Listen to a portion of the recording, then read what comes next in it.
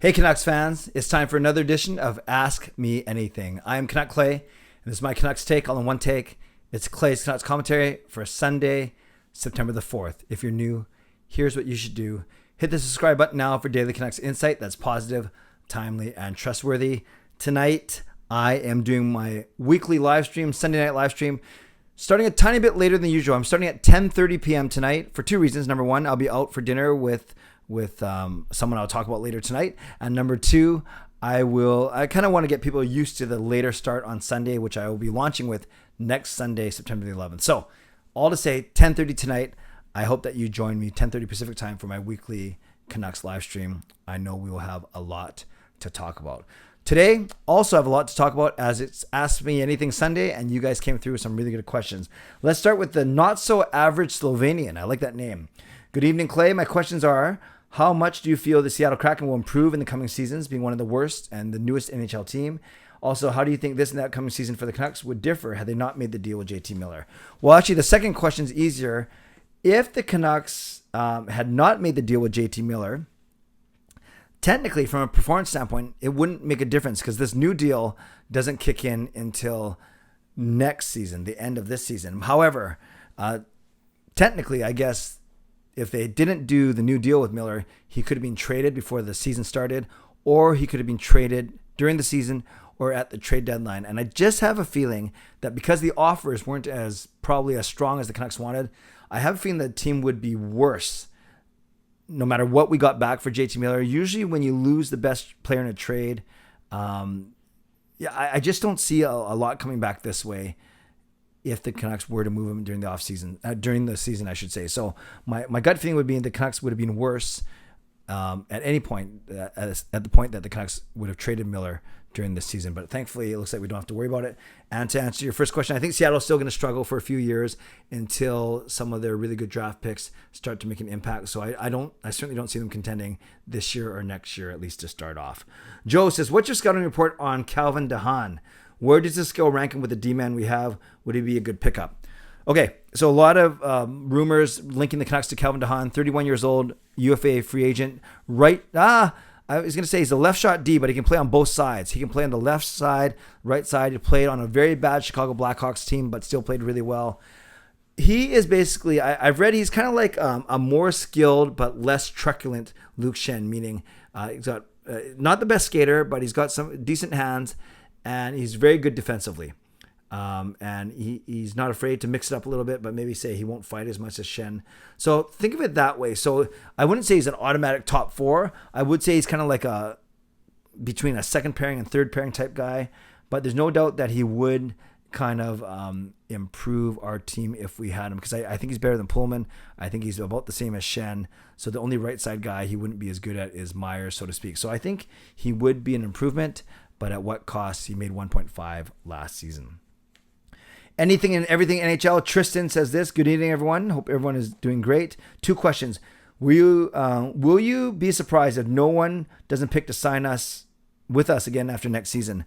Yeah, I'd be surprised given that Kuzmenko picked us, that we were able to get Lazar and Mikheyev and Joshua, and granted because we gave them some good contracts, and JT Miller decided to stay here. So it's not like we're going to have a lot of money to spend in free agency, but I would be surprised if players did not include Vancouver on their desirable list. And number two says, if we don't win the Cup next year, what team do you think will he go to? Not sure who we're talking about here, because Tristan didn't mention a name. So I'm going to have to skip that, unfortunately, because the question isn't clear. This just shows you that I don't read the questions before I get started. Maybe that's a good thing. And then he says, I think it's safe to say that the big trades and deals are done. So what team out of the Pacific Division will be the hardest to beat? Okay, that's a good question. I think Calgary and Edmonton are the class of the division, and I think both teams are going to be equally hard to beat given their improvements, but I do expect Vancouver to battle for that third spot in the Pacific. Dominic Sedin says this. Hi, Clay. This is a trade proposal I've been thinking of. What are your thoughts on maybe Höglander and Pearson to the Islanders for Scott Mayfield? I threw in Pearson to make the deal and money work. Scott Mayfield, I did look him up, so I lied. I did look at some of these questions. 29 years old, second round draft pick back in the day, 34th overall. A big guy, 6'5", 200 pounds. Oh, he must be way more than 200 pounds if he's 6'5", but I know he's 6'5". But not the biggest point producer, 20 points a season maximum. Actually, kind of like Calvin de Haan. I think Calvin de Haan's only had 20 points a season at his max, but obviously a big body, and we are missing a right shot defenseman on our team. I've never heard the Canucks linked to Mayfield, but I think if the Islanders want more forwards, i.e. a Höglander, I don't know if you have to throw in Pearson to make the money work because Höglander's only making $1 million. I think Mayfield's only making 1.5. Let me look that up real quick, actually, as I'm doing this. I probably should have looked it up before. Let me just look up Scott Mayfield's.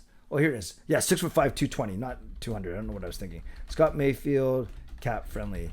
It looks like Scott Mayfield right now is making, 1.45 million. This is his final season at 1.45 cap hit. So, yeah, the Canucks wouldn't have to throw in too much. $2 million salary, 1.45 cap hit, 5-year contract. That got him that 7.25. If Höglander's making less than $1 million, I don't know if you have to throw in Pearson actually. But I guess if you think from the Islanders' standpoint, if Höglander isn't a proven player to you, maybe you have to throw in something more. But I think Pearson's too much actually. Now that I think about it, but I could see Höglander and another future consideration perhaps. But yes, Scott Mayfield, I know of him, but I never thought of him as someone on the Vancouver Canucks. So that's something I'll keep an eye on. That's interesting, Dominic. Thank you. Maestro, would you trade Horvat for a top 3-4 right-handed D-man? Horvat, second line center, whether you basically that's what he profiles at, captain, leadership. I don't think you got to be a top 2 pairing for sure. Does he get a top pairing right-hand D?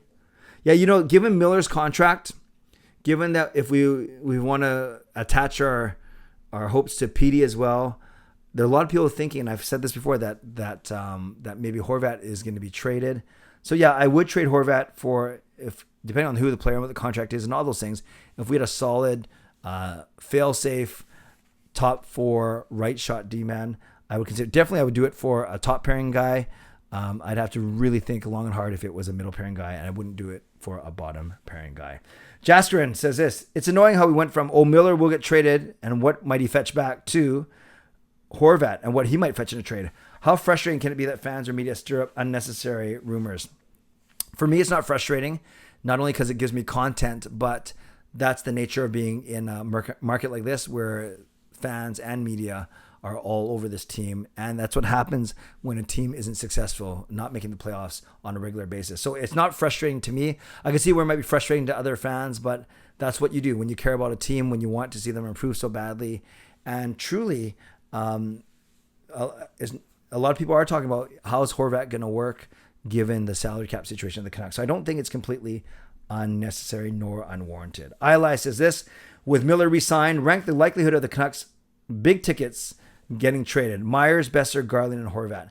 In order, I think Myers, Garland, Horvat, Besser.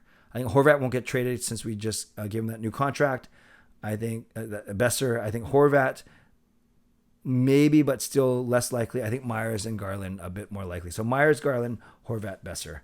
Canucks Bo says, who's the future captain 7 years from now? If it's not Horvat, I don't think it'd be Miller, because it'll be, that's the end of his contract. 7 years from now, I could see the captain being Elias Pettersson if he's around.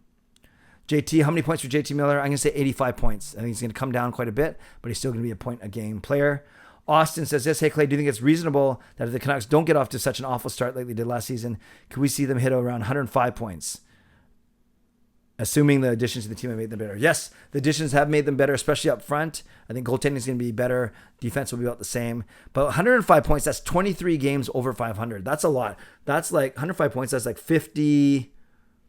Well, I can't do the math real quick, but it would be something like 50, 27, and 5 gets you. Yeah. Oh, there you go. 50, 27, and 5, 82 games is 105 points. That seems way too high. If the Canucks get high 90s, like 99 points, that's even 17 games over 500, and that's something like 42, 28, and 13 or 12 or whatever. That gets you closer to, 42, 28, and 12 only gets you 96 points. So 43, 17, and 12 gets you 98 points. 43, 27, and 12. I think 43, 27, and 12 is more realistic than 50, 25, and 7. So I think the Canucks are closer to a 98, 99 point team than a 105-point team, but I would love to be proven wrong. Okay, Canucks fans, thank you for your awesome questions. I hope I answered them to your satisfaction, and I hope that I see you tonight at 10:30 p.m. 10:30, not 10, 10:30 p.m. for my weekly Sunday live stream. Shout out to my sponsors, Van City Experts Real Estate Group, Perform and Transform Personal Training and Weight Loss, to my legendary Lucas Gates, legendary Justin Credible, legendary Andrew Chang, Hall of Fame members, franchise members, and to all of you, thank you for your support as always. Subscribe if you'd like to, like this video if you'd like to, leave a tip, a super thanks if you'd like to, become a member if you'd like to, and definitely leave a comment down below if you'd like to, just how you're feeling about the Canucks right now, and maybe your reaction to any of my answers there. It's Sunday. It's rainy outside. For the first time it's rained here in Vancouver. So if you made it this far, 11 minutes in, simply say rain, rain, go away. If you want to say that, rain, rain, go away. Put that in the comments, and then I know that you made it to the end of this video. Okay, friends, I hope to see you tonight at 10:30 p.m. Stay safe, stay healthy, take care of yourselves, and take care of each other. God bless, and go Canucks go.